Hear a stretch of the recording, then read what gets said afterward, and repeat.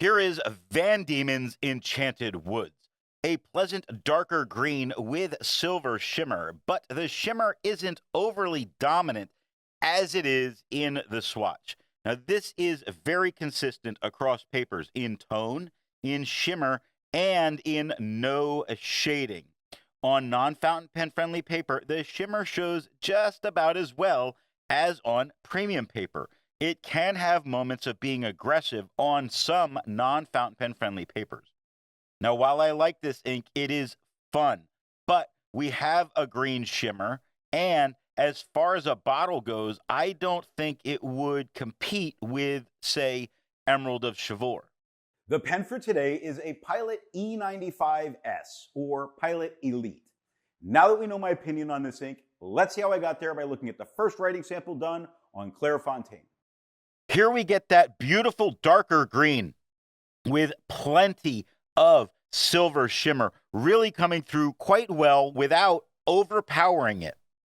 It doesn't feather, doesn't spread, it does shade and shimmer in the same words. So it does incredibly well with this. If we take a look at width, it starts lighter with the WI. The T is darker without shimmer, but the H is darker still and with shimmer. And this is frequently what we're seeing as the behavior with this ink.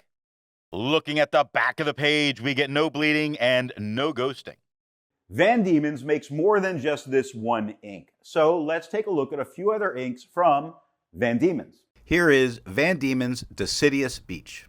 Here is Van Dieman's Tasmanian Lavender. Here is Van Dieman's Midnight Sky. Here is Van Dieman's Ruby Slippers Shimmer. The second writing sample is done in a Portage Reporter notebook. Here we get the same tone as the Clairfontaine. It does not feather, it does not spread, it does shade, it does shimmer. It does shade and shimmer in the same word at the same time, separately from each other. It shows everything that's possible, like when you're looking at possible on the first line. The P starts darker with shimmer. It lightens up, still with some shimmer, into the O. The SS lighten even more without shimmer. The Ibble at the end becomes a shimmery darker green. Looking at the back of the page, we get no bleeding and no ghosting. There's a lot to be learned by doing multiple chromatographies. The one on the left is done the way it's supposed to be done. A line of ink is put down to immediately put into water to show the separation of those colors making the ink. Now the one on the right is marked with a D. This is allowed to dry for 10 minutes before it's put into water. The third writing sample is done in a national brand Steno notebook. Here we can see that this ink is just a little bit lighter and brighter than it was on the Clairfontaine. Very close, but slightly different.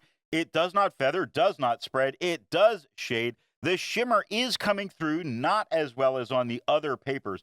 I think this is being altered to be that slightly lighter but brighter green as a result of the tone of the paper, meaning the ink itself is a little bit translucent. Looking at the back of the page, you can see that the ghosting is not too much of a problem, but there are some spots where it gets a little deeper into the paper. I don't think that would stop me from using the back of the page because they're not big, they're not really a problem. They would probably melt into whatever was written on the other side. They did not bleed through to touch the page underneath, but just be aware that they're present. Resistance tests are done to see how well this ink can be expected to perform on the page, and more importantly, how hard it may be to clean from your pen. Now, the smear is allowed to dry for 3 days before testing it. In the upper left, you can see where there is highlighter. In the upper right, that is pen flush. The lower left has a 1/3 bleach solution, and the lower right has plain old water. The next writing sample is done in a Rhodia notebook. Here we get the same tone as the Clairfontaine. It does not feather, does not spread. It does shade. It does shimmer. It does the shading and shimmering together. It does just as well as it does really on the Clairfontaine. Stands out against the quad rule with no problems at all, meaning this is a really good ink to use if this is the paper that you go for. Looking at the back of the page, we get no bleeding and no ghosting. With over 1,000 inks reviewed, let's take a look at a few more green inks.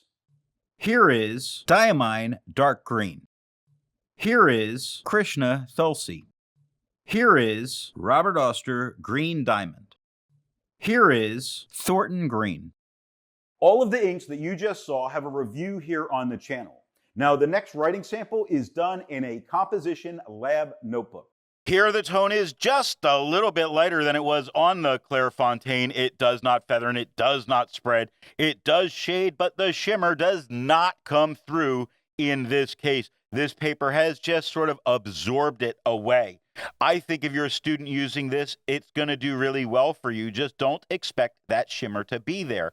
It stands out against the quad rule without any kind of a problem for all of those important lab notes.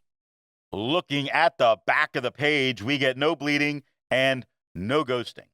While it's nice to see inks that are in the same color family, I prefer to find inks that complement the color on the page. Here is Sailor Kobe number 11. Here is Sailor Studio 935. Here is Parker Quink Permanent Black. Here is Organic Studios Neon Red Orange. The best way you can support this or any channel that you like watching is to alert the retailer of where you saw the product at time of purchase. Now, the last writing sample is done on 20-pound copy paper. Here we get the same tone as the Clairfontaine. It does not feather. It barely spreads at all. I get no shimmer. I do get a little bit of shading going on, which is not horrible. It is nice to see when it happens on this ink, or on this paper, but it is not a standout quality here. I think this is a pretty good match on this paper.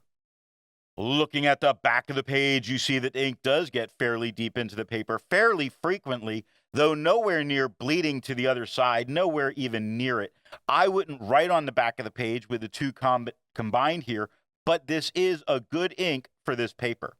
So what nib and pen do I think are going to give the best writing experience with this ink? The Pilot E95S has a medium flow, medium nib, and gives a good tone of green and a healthy dose of shimmer. Off camera, I tried this in a very wet medium just to see if more aggression sets in, and it didn't. So the aggression that we got is what we get. So a wet pen here also didn't increase the amount of shimmer in the writing sample. So for me, I stay with a medium flow, medium nib for the great green and the stunning shimmer. Enjoy.